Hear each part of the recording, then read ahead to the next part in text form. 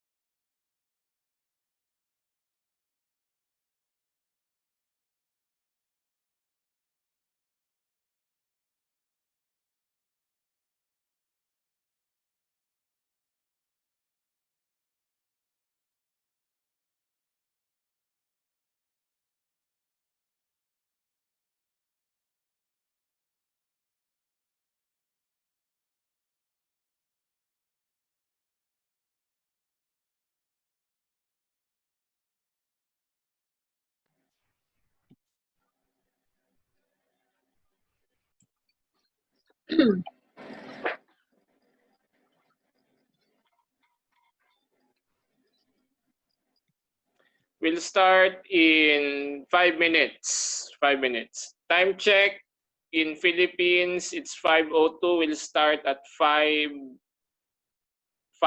to 5:08. We give enough time to people.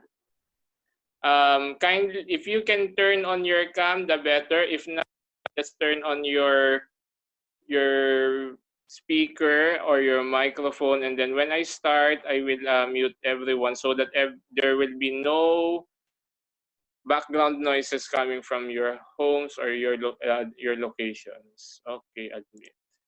Hmm.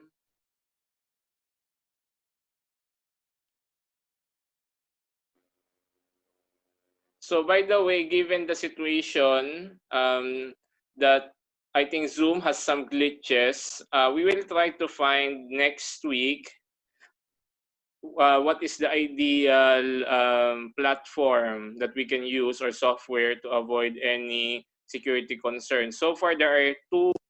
It's Microsoft Teams and then Google Meetings. But I think both of them should be downloaded based on the suite of your company or your website. But I'm trying my best to consider Microsoft Teams because I think it's more secure than Zoom. But if Zoom will be having no other glitches, then we can still use it because this is the one that at least fits to the concept of things. Because it's, of course, once you learn, you have it, then it's manageable to do different things related to meetings or online meetings per se.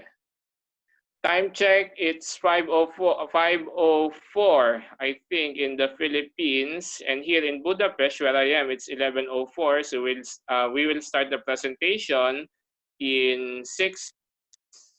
Kindly check your audio and video. If you can hear me, please please put this one. Please post on the group chat if you have any chat concerns on audio or video. So Enzo, can you hear me well?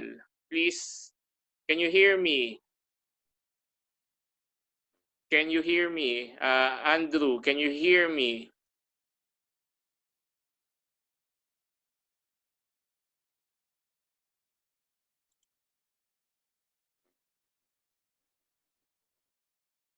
Okay, good. So once we start, then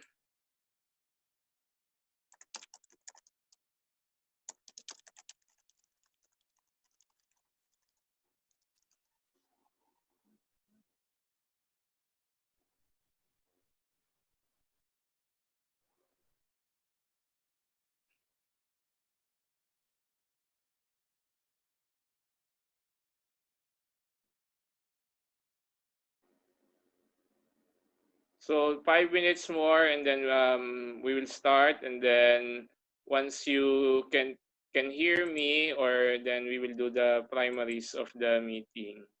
This is only experimental mode of Pinoy Athletics, where Andrew and I had been working together for the past 5 to 6 years. I think we started our coverage in 2012 palarong pambansa that time, and then we continue. Andrew continue most of the blogging work with the Pinoy Athletics, whereas yours truly is part once in a while of the writings there. And I think we've been writing together since 2012, so it's almost 5 to 6 years now, if I'm not mistaken. So time check, it's 11:06, so 4 minutes to go, and we'll start the presentation. So there will be two parts, and then it will last by 45 minutes to 1 hour, and then the last 15 minutes will be questions or comments. And then as time goes by, when we have better participants or number of participants, then we can do different activities via Zoom or other platforms. So for now, kindly check your audio or your video to check if it's properly working. Then I will start the presentation in 3 minutes. So thank you to everyone who participated. John Stephen Navidad, can you hear me? Can you hear me, Mr. Stephen Navidad? Narinig mo ba ako, Mr. Navidad?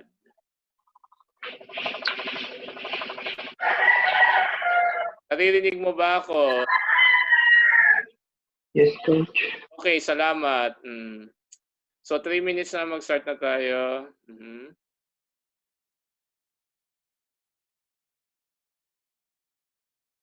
And then we will start the presentation. So nawala. Sino nawala? Si Enzo. Wala.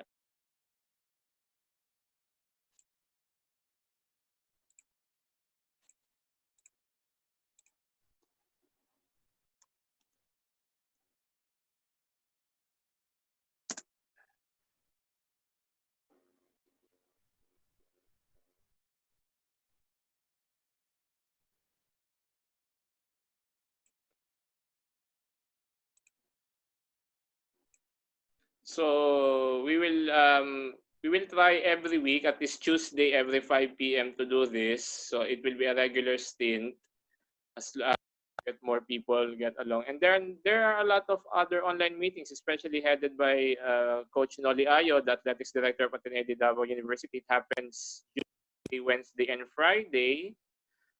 And it's usually, I think, 10 in the morning Philippine time. And then also by the Sport Management Council of the Philippines every Saturday, 5 p.m., headed by Miss Geraldine Dina Bernardo. So we'll start the presentation in 1 minute.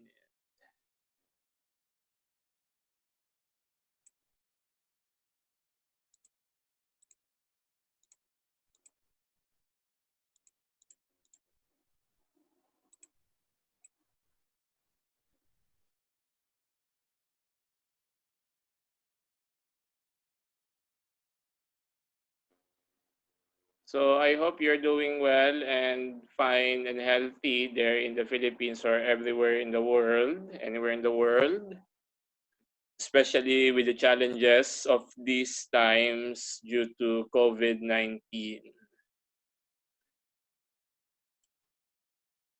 And I hope that things will be better as time goes by. Then, okay, we'll start in 5, 4, 3, 2, 1.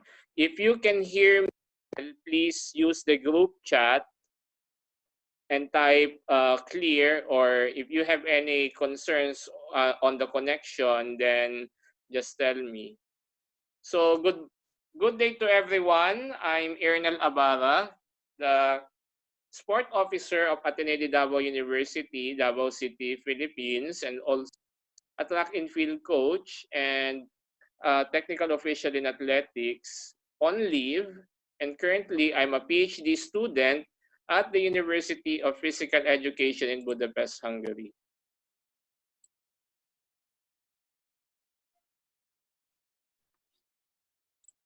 So I'll be sharing to you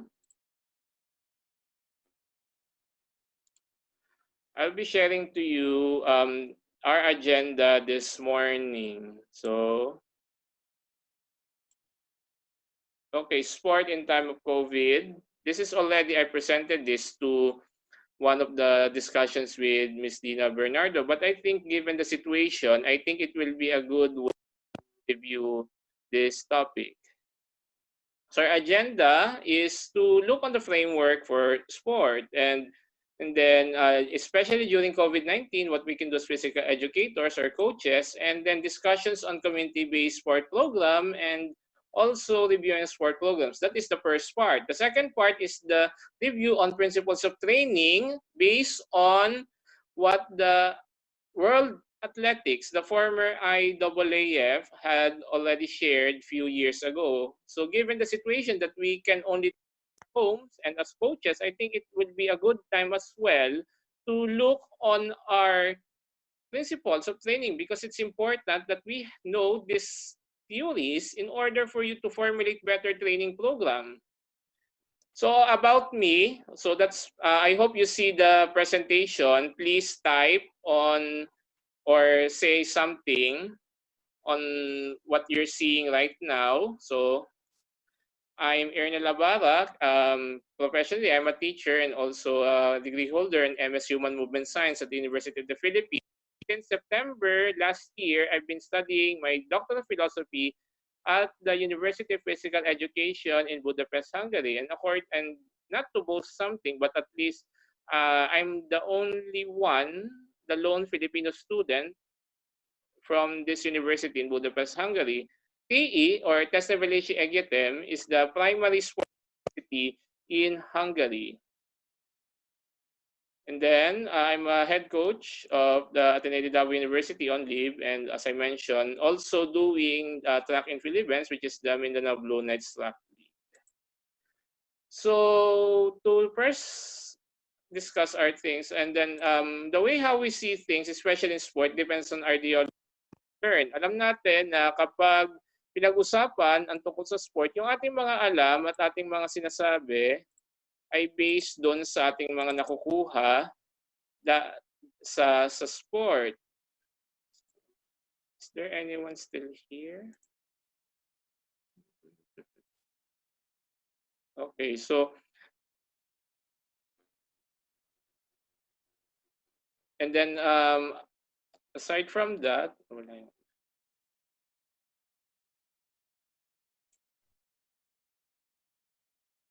okay, so there's no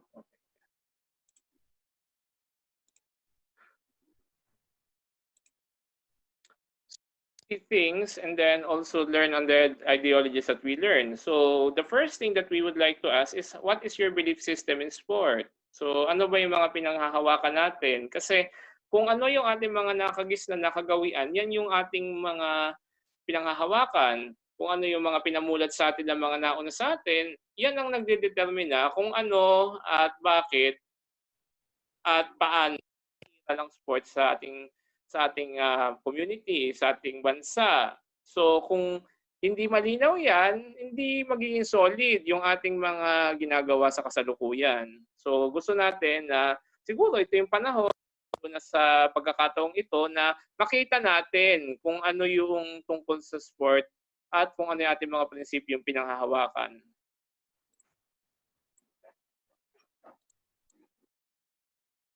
So limited physical interaction would be a challenge, but doesn't stop us from moving. And then also, it's a good thing nowadays that we have this Zoom and maintaining relationships and social connections very important for academics. Given na hindi tayo nakakapagkita sa kasalukuyan, maganda na magkaroon ng mga ganitong pagkakataon na online forums, etc. para higit tayong makapag-usap bilang mga at ng coach. So, yun ang magandang gawin natin.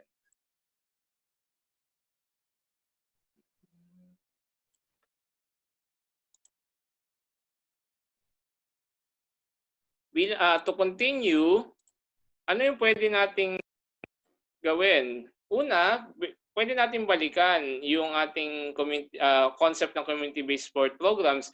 Sa kasalukuyan, sa Pilipinas, alam natin na limitado o ilan lamang ang pangunahing events sa athletics. Siguro, mas magandang tingnan natin kung paano natin higit itong mapaparami. Napansin namin dito sa Europa na komunidad, bawat club, bawat organization ay nakapagpapalaro ng athletics sa loob ng maraming beses sa isang buwan, umabot ng 2, 3. Pondo ba ang sukatan? Sa tingin ko ay isang factor yan. Pero ang pinaka napansin namin dito ay ang inisyatiba or kusa ng mga clubs na sila mismo gamit ang kanilang mga kasapi, mapa-atleta man o hindi. Dahil naniniwala sila na kapag eksakto ang datos, kapag maayos ang pamamahala, ay magiging maayos sa pangkalahatan ang ating mga gawain tungkol sa athletics.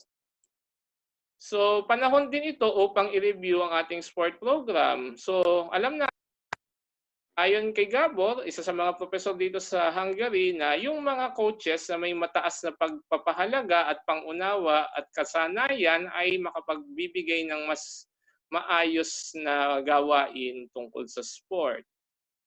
At yung pagbibigay ng values ng fair play, naririnig natin, sport teaches ka.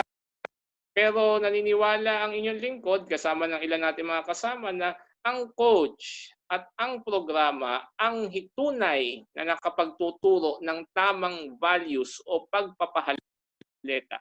Kaya kung bilang coach ay tayo ay yun ay kaunti or ay or konti lamang o ganun lamang ang ating nalalaman, ay ito lang may bibigay natin sa ating mga bata. Kung skills lang ang nalalaman natin, skills lamang. Hindi ko sinasabing walang halaga ang skill, pero higit ka pang may bibigay sa iyong atleta, yan masusukat ang iyong kahusayan bilang coach. Dahil may mga bagay na pwede nating ilagay o panatilihin at meron tayong mga bagay na kailangan nating malaman. Nagbabago ang daigdig, nagbabago ang mundo. The world is developing at a rapid pace.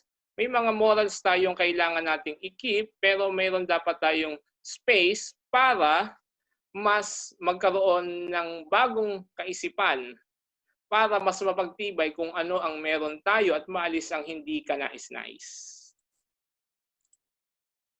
So, bilang pagpapatuloy ng ating pagtalakay, nais kong tingnan uli natin ang ating mga programa sa sport. And then, after this presentation, we will have 5 minutes for reactions, and then we will go to the second part of our presentation, which is the principles of training. Yan. So ito yung i-share natin ngayon. So pwede nating i-share, bibigay ko ito sa inyo ngayon. Pagkatapos ito, i-upload ko para higit niyong mapag-aralan. Sa lahat ng mga books sa Principles of Training, ito ay nakapaloob. So yan ang ating tatalakayin sa loob ng 5 minuto. Ngayon ay mayroon tayong 5-minute break para sa inyong mga questions, etc.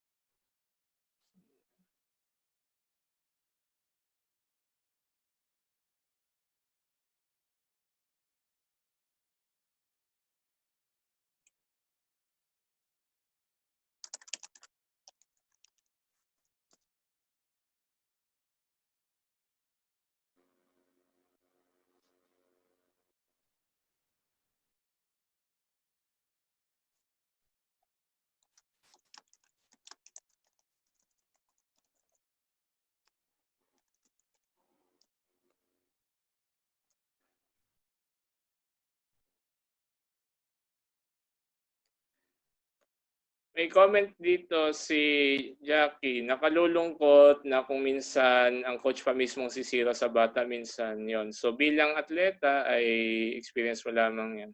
Naniniwala ako na may pagkakataon na kung saan ay mas higit kailangan ng coach na magkaroon ng bagong kaisipan or new ideas para mas higit na mapagbuti ang kanyang craft bilang coach. Okay, yeah. So good thing, Enzo, that you're typing. So we will make it a habit, by the way, Enzo, that every Tuesday, 5 p.m. Philippine time, we will do this. Especially nowadays that we have COVID-19. So Tuesday, 5 p.m. Philippine time, always a day.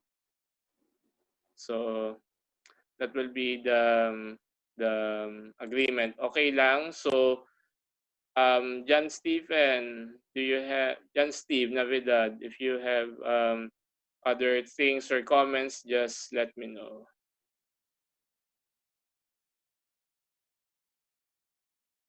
And we still have 3 minutes for any comments. Then I will read it, and then we'll share most of the things that I bago ba tayong participant.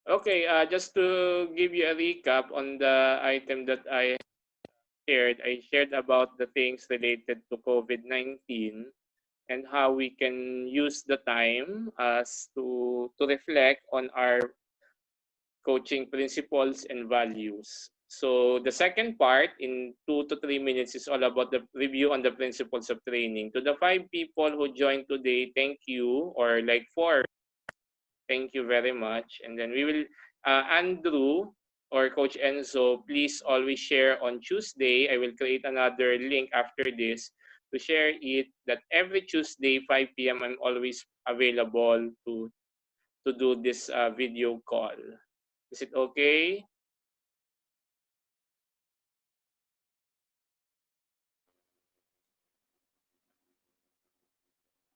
Yes, I will share the slide later, and then we will try to make it more interactive and then more available. So the key now here, since this is our first time, is to engage more people to listen and to view our Zoom. I can try to some people again. Okay, so I will share to you again via Facebook the link. Okay, the link is here. Where's that? Okay, so I will share it to you again, because just only share the invitation and then it will be fine.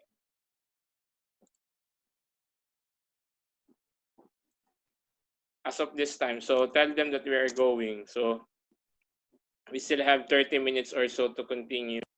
So 1 minute more and then we will continue.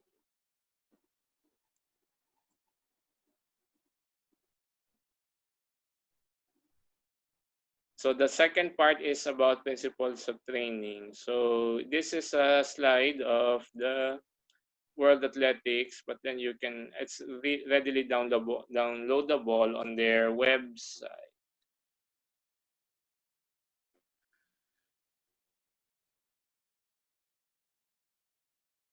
Okay, we'll start. We'll resume our discussion in 5, 4, 3, 2, 1. Okay, so this is the principles of training. It encompasses all aspects of fitness knowledge, including social, psychological, and scientific. So on the first period, this is the training theory. So the first principle that we would like to know is overload. So ang pagkakaalam natin dito ay nagbabago ang proseso ng katawan kapag may tamang ating pag-overload. So dapat makikita natin dito na una, yung pagkapagod natin, pagka-fatigue, dapat ay papalitan natin ng overcompensation o itataas natin. Pero depende ito kung kailan mo ito gagamitin. So dapat pag malayo pang event, yung tinatawag nating off-season, dapat mas mayroong pagbabago dun sa overload na ginagawa mo. At dapat habang lumalapit ang competition ay doon umuunti ang iyong volume ng training. So yan ang nangyari. So up and then down hanggang pataas ng pataas ng pataas hanggang bababa pag malapit na ang event, which will lead to fitness. I kindly chat if you cannot hear or you cannot see the screen that I'm sharing right now, please. Second is adaptation. Adaptations to the demands of training occur gradually over long periods of time. So if you can see on the figure, diyan nangyayari yung tinatawag na restoration, recovery, and overtraining. So una, yung palo ng programo, nagpatig yan. Okay, tapos may fitness level. So kapag sobrang, ang tendency niyan ay hindi kaagad siya makakaba. Okay, yes, okay. So to continue our discussion, ladies and gentlemen, so alam mong malapit na yung event, papaluin mo pa ng lalo ng training atleta mo. Diyan nangyayari yung overtraining. Kung ikay coach, alam mo dapat yan. At alam dapat natin kung kailan mo i-overload, kailan mo ang paglagay ng training mo. Ang nangyari kasi dahil sa situation ng iba nating mga kasama ay dahil limited ang time nila mag-training, 3 weeks before ng event, bibirahin pa ang bata. Papagurin. So, bago maka-adapt, abutin ng 2 to 3 weeks again. So, sayang yung effort ng bata. So dapat alam natin yung kung paano at kailan tayo mag-overload, kung kailan tayo magbababa, kailan tayo mag-uunti, kailan tayo magdaragdag. Next is specificity. So energy pathways and systems and neuromuscular responses adapt to the type of training to which are subjected. For example, strength training has little effect on endurance. Conversely, endurance training activates aerobic pathways. So dapat, kung ikaw ay coach, alam mo kung kailan mo gagamitin ang isang training program, kailan mo hindi mo gagamitin ang isang activity. May nakikita tayo na 1 to 2 weeks before, i-overload pa. O kaya kung hindi kailangan mag-water training or kung anong gagawin, yun papagawa. Hindi basta dapat matutunan natin na kung kailan dapat natin gagamitin isang programa at hindi natin ito gagamitin. Reversibility. A regular training stimulus is required in order for adaptation to occur and to be maintained. Without suitable repeated bouts of training, fitness levels remain low or regress to their pre-training level. Importante na nagme-maintain. Kasi kapag napahinto tayo or ang bata, ang mangyayari diyan, yung kanyang nag-gain na nung off-season at hindi siya nag-training na maayos, babalik yan sa dati or babalik sa mas mababang level. Kaya nangyayari, pag binalikan mo uli ng matinding overload, ay injure ang bata. Variation and recovery. Muscle groups specific training stimulus about 3 weeks, then plateau. Variations in training periods, recovery need to continue progressive loading. So the content of training programs was also varied to prevent boredom and staleness. So usually 2 to 3 weeks or 3 weeks ang adaptation period ng bata or kailan siya makaka-recover. Kaya iwasan natin na mabilis nagbibigay ng loading na mabigat tapos biglang ididire-diretso natin yung concept unfortunately ng patayan training. Alam ng katawan ng tao at alam natin kung yung pagod na okay at yung pagod na yung hindi ka na talaga makabangon. Dapat bilang coach, dapat tinatanong natin ang ating atleta kung kaya pa ba. Of course, syempre sasabihin niya, pero kung ikay matalinong coach, kung ikay mahusay na coach, alam mo kung nagsasabi ng totoo ang atleta mo o nagsisinungaling siya. Kaya usually, dapat 3 weeks ang bagong cycle, 3 to 4 weeks ang cycle ng program mo. Overload, 3 weeks, baba, sa 4th week. Then, angat uli. So on and so forth. Hanggang nakikita mo. Kung ikay mahusay na coach, makikita mo kung kailan bumibigay ang bata. May limitation sa katawan natin kahit sinong ang lakas pang atleta niyan. Pag nangyari yan, instead na mag-gain ng strength, kakainin ng injury yung kanyang yung muscle niya, kaya yun ang mangyayari. Individual response. Ibig sabihin, may adapt, may mabagal mag-adapt. So wag tayong magkukumpara. Bakit si ganyan? Nag-adapt ka agad. Bakit si ganyan? Lumakas ka agad. Panahon yan. Alam natin na iba't ibang ating genetics, ang ating DNA. Iisa ang pero magkakaibang codes natin. So hindi pwedeng sabihin na si ganito, si ganyan, ba't hindi nagaganyan? Tamad ba siya? No. Nagkakataon lang, iba siyang panahon nag-a-adapt. May panahon siya lalakas, may panahon mahina siya.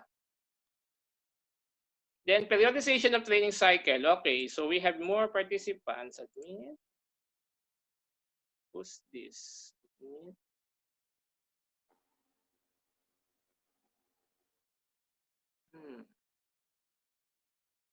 Groovy Money.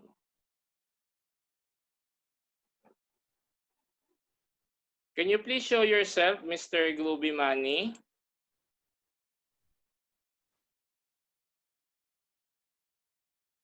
Pasok lang siya. Can you introduce yourself? Can you introduce yourself, Mr. Groovy Money? Because we haven't heard from you.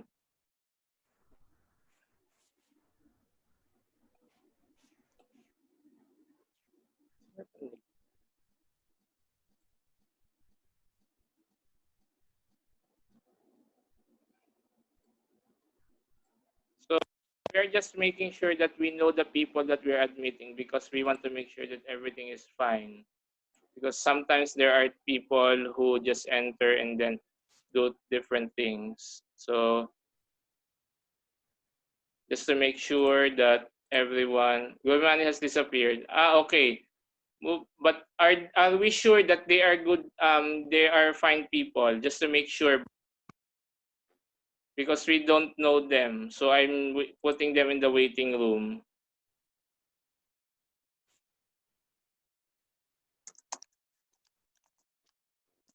Okay, I'm just sending message, please.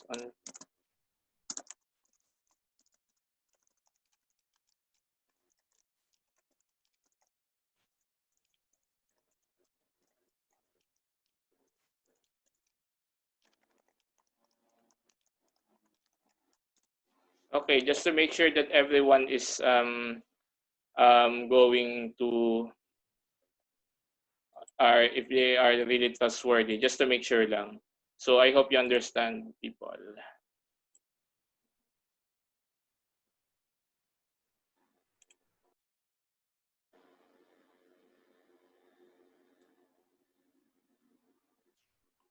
No, I'm just Enzo, I'm just making sure. Although there are 3 people in the waiting room, but of course, since we don't know them and they haven't introduced themselves, they're just in the waiting room. So I tell them in the waiting room to please identify themselves. So just to make sure that because if I know someone, then I can admit them. But if not, then chances that we won't admit them. So Mubin, Allen, Jonathan Smith, and Joshua. And I haven't. Lita, who's this? Okay.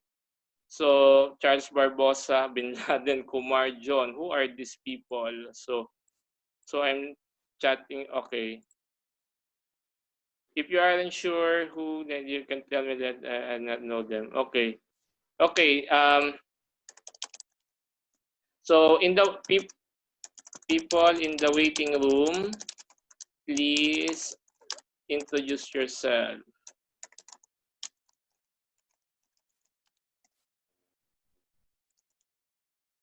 I think there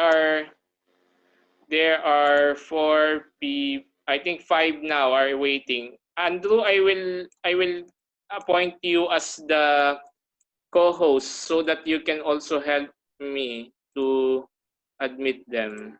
Okay, Enzo too. Okay, wait one moment. Enzo 2. Where's that? More. Huh. Okay. But at least if they chat, then I think I will make you as a host. More make host.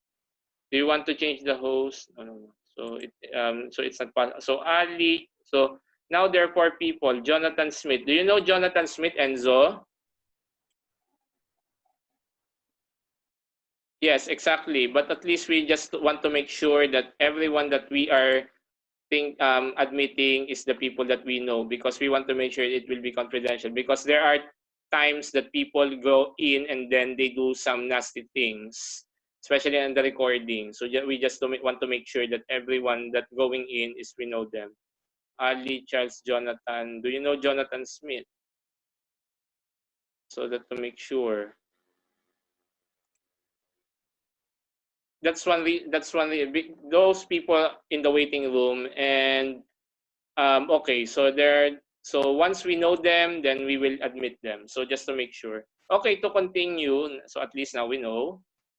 So to continue, what we're doing, ladies and gentlemen, is of course going back. So periodization training cycles usually last about 3 weeks. Then lower intensity recovery the next cycle. So ang ginagawa namin most of the time, ladies and gentlemen, ay dapat ang facing natin, kung ang main event natin is um, 8 to 12 weeks. Yung first 3 weeks, dun dapat natin iyan yung overload. Then, overload, baba until 1 week before the competition, at least, lower na yung volume, lower na intensity. Then the next thing, ang nagiging challenge sa ibang atleta, pag walang laro, hindi na magte-training. So wala yung concept ng maintenance. Gains achieved during high intensity training periods must be maintained with a moderate work. Thus, by means of periodization, some elements can be maintained with less work, with other elements are stress. So yun ang pwede natin gawin, ladies and gentlemen, para mabigyan natin ng magandang paraan yung ating training program na maging maayos. So to recap, we have principles. So una, ang overload. When ka mag-overload, magkaibang volume sa intensity. Volume, yung dami, yung intensity, kung gaano katindi ang training program na binibigay, paanong event man yan. Adaptation, bigyan mo ng time na magkaroon ng bata na maka-adapt. Usually, 3 weeks, medyo okay na siya.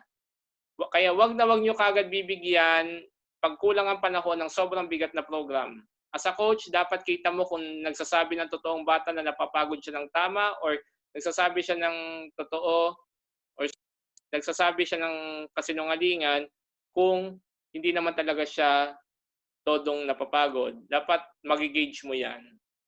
Okay, see waiting room. So who are, so there are still people waiting. So I will chat with them. Okay, please.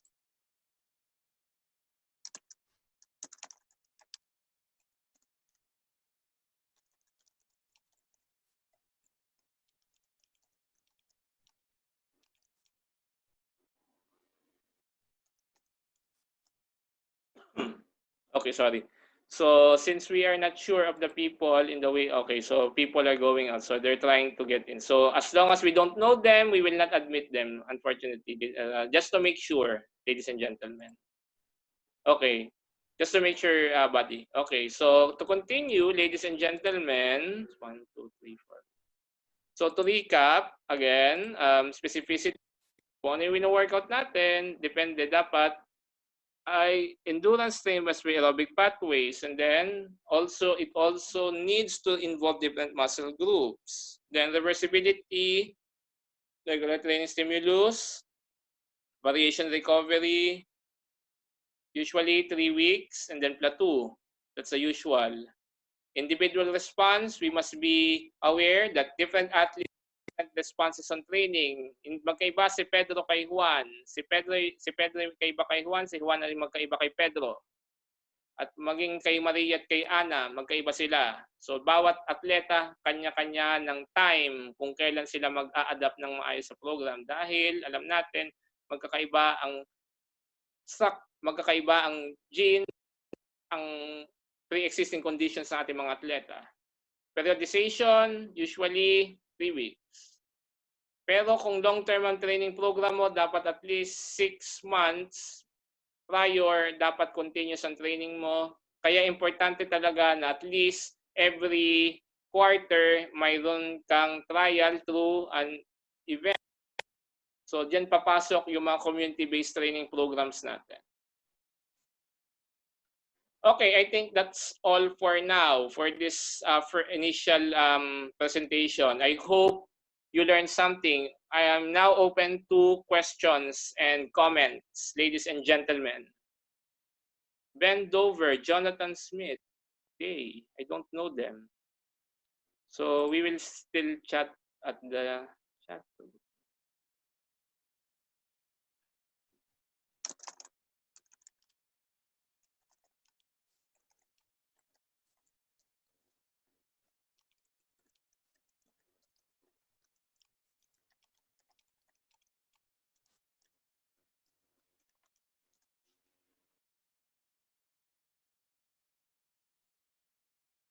So there, now I know. Okay, so there's some who are trying to get in, but of course, since they cannot answer our question, so we won't allow them. Mo Lester, Jonathan Smith, and I don't know them, unfortunately. So questions, people.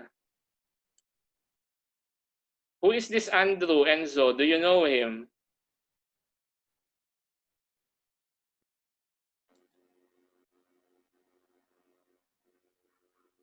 Do you know these people, by the way?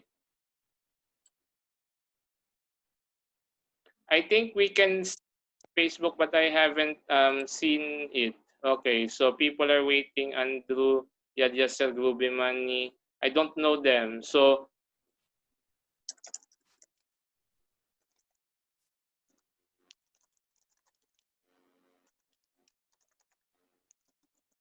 don't worry, I'm the only one who can see them. But since they're not answering my questions, so it means they're not really in with us.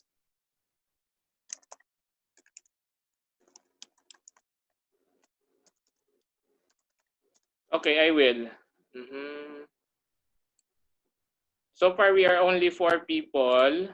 But then, Jonathan Smith, Mo Lester, and Andrew Yadyaser. Do you know this Yadyaser? Yeah, so as long as we don't enter, then okay, Spanish participants. Okay, who is the Enzo? Is the Enzo 2 the one that you're using, buddy, right? Okay. Because if I will, anyway, I will just next time appoint you as the co-host, because so that you can do the managing as well, or the different participants. Do you have questions or anything? So this is the right time, please. Please unmute yourselves if you have questions, ladies and gentlemen. Unmute or chat. Please type the message if you can hear or you want to ask questions.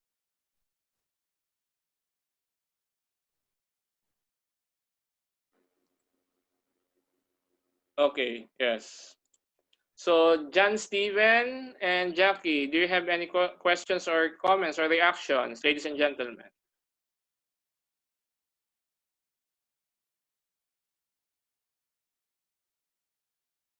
Okay, any other comments or reactions about the presentation so that I can know as well what should be improved and what should be done next time? John Steven, ako magtatanong sa iyo, anong event mo nga uli? Saan ka nga pala nag-aaral or naglalaro?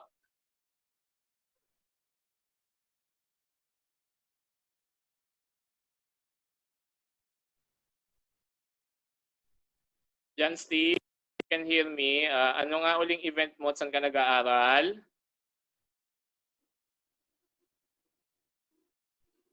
Okay. Tama. Davao ka base, right, Mr. Navidad? Davao ba or elsewhere?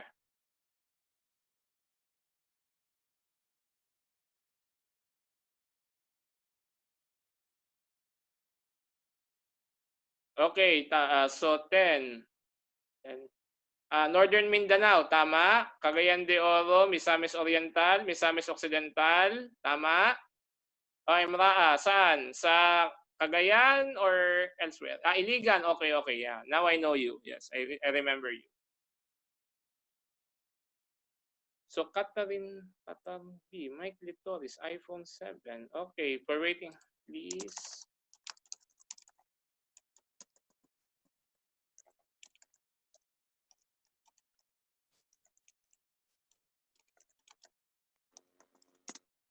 Okay, salamat dyan. Okay, yan. So nakikita na kita. Ang dami kasing naghihintay pero hindi natin sila makakilala. Tom Yepperfield. Sino tong mga to?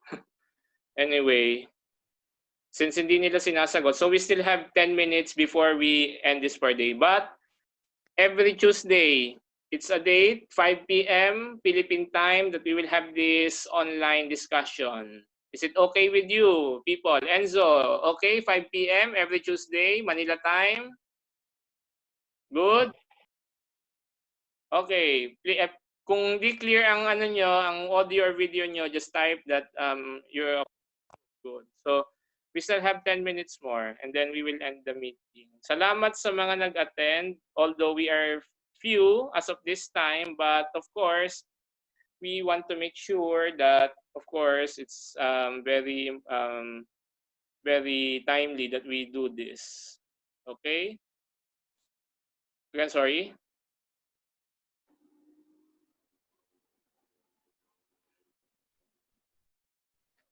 Do you have any other topics to cover? I will cover another topic next time about the impact of community-based programs and how we can, and the need for a synchronized calendar of athletics program in the and its benefits in the future after this COVID-19. So our topic next time is our call or our suggestion how we can make all the athletics training or athletics events to be synchronized, and what is the benefit of synchronization and early planning in terms of having an athletics program for a particular year. Is it okay? We can discuss this next time.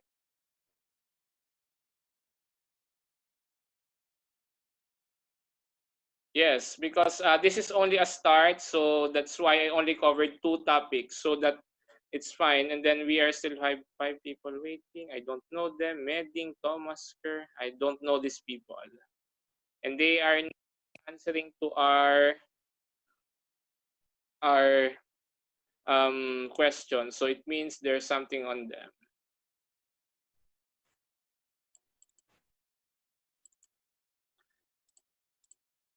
John Stephen, saan ka nga pala asa ka nag-aaral ka ron? Nakakapasa Northern Mindanao o mobalhin na ka sa Manila? Ano ko sa Manila karon, coach? Oh, asa school ka karon nag-eskwela? Sorry, nagbibisaya kami, people. Okay. Wala ko nag-school karon, coach. Nasa Pasig base.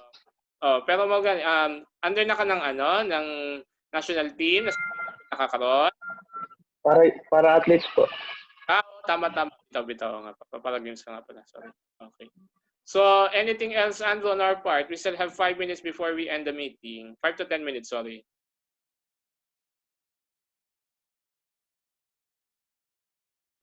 Thomas, Ruben Medding, I don't know these people, sorry. So, better for us to be safe than to admit. And then they're going out. So, buddy, they're really trying to get in, but it's good that we have this waiting room so that anyone won't be doing something creepy, quote unquote. Don't worry, I'm the only one to be incriminated. Kidding. Okay. Anyway, seeing what country you're from, discussions on the website. Okay. So, to sum up again, buddy, you can do a simple article, and then we will share another invitation next time. And then, as a basic requirement, tell their name and then their location and event, and they saw our link. So just to make sure and to be safe that we're doing this well. So without those questions, then I think we won't allow anyone to enter. As long as we know them personally or we know them. Okay? So we have I'm thankful to Jackie, to you Andrew, and also to you John Steve that we started very well. So I will do a print. Could you buddy turn on your camera, and then we can screenshot who are the participants today, and then we can okay, in 5, 4, 3, 2, 1. Please turn on your cameras if possible. Jackie, can you turn on your cam if possible? Are you there, Jackie?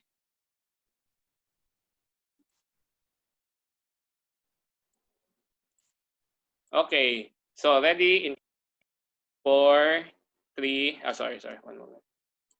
Okay, ready in 5, 4, 3, 2, 1. Okay. So I will send to you, buddy, now the screenshot on Facebook. Should be done soon.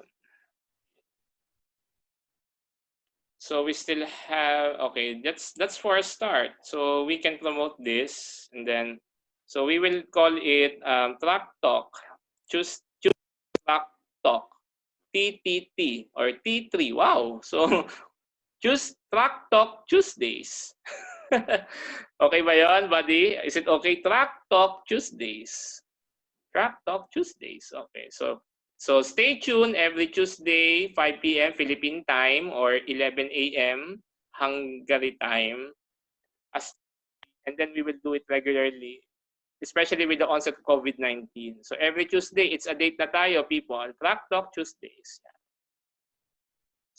Promote this, and then we will see how many people will respond to our call. And then I will create, after this talk, then I will create another, I will also appoint you, buddy, as the co-host. Okay, so, and also join other forums, especially headed by Coach Noli Ayo every Monday, Wednesday, and Friday.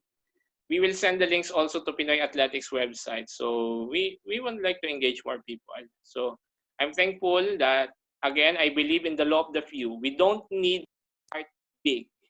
We tested it many times, buddy. We remember when we started Pinoy Athletics in 2013, we're still 2 people who are doing most of the stuff, and especially you. But I believe that we don't need at first many people who are just there to follow, but we need few but very dedicated people. The law of the few. That's the most important thing. Because as I mentioned, when we started our programs, I'm not boasting in Davao or elsewhere in Mindanao, we started only, to tell you honestly, 15 athletes and 5 teams in 2014. And now, as time goes by, we are now going. Last season, the Track League is now going to 15 to 20 teams average, and with participants of 150 to 200 athletes in a given playing period or playing tournament. So that speaks about commitment, and that speaks about the few people but are dedicated and has the heart in athletics. And that's what we'll be going to discuss next week. So the first topic is the need for better athletics calendar. That's number one. And number two, building independent community-based athletics programs based on our experience here in the MBKTL. Share how we started and how other towns and cities are following this kind of model.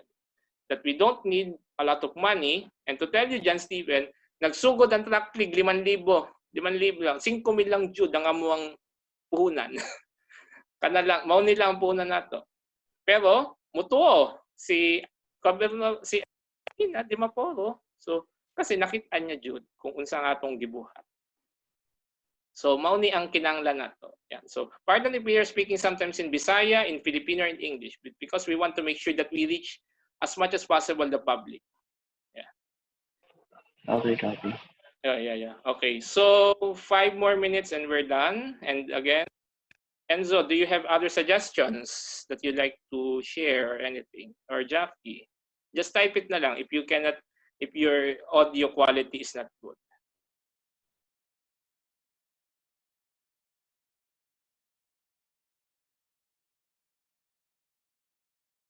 Okay, I'm waiting for your comments or suggestions. And then we call it for a day in 5 minutes.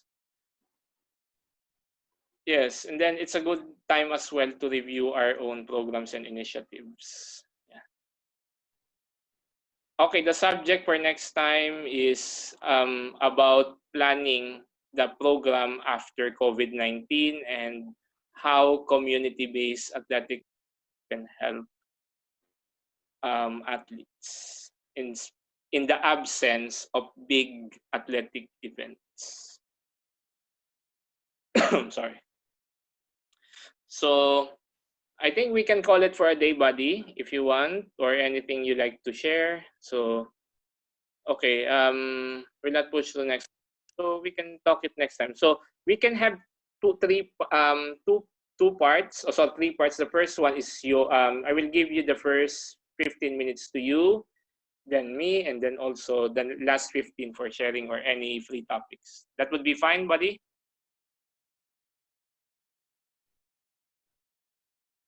Okay, good. So Jackie and John, Steve, and Enzo, thank you for your time and take care and stay safe. Always take care of yourselves and make sure that we always pray and hope for better things to come for our country and for the whole world. So before we leave, I give you, we have a minute of silence for prayer. Of course, whatever faith you have, but at least to reflect. Okay, 1 minute and then we call it for a day.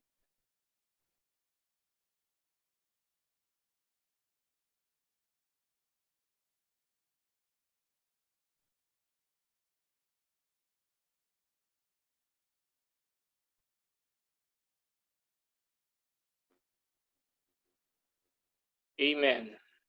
Amen. So thank you. Salamat kayo and see you next time. Okay? Thank you. Bye. Bye-bye, buddy. Buddy Andrew, thank you for participation. Bye-bye. Bye.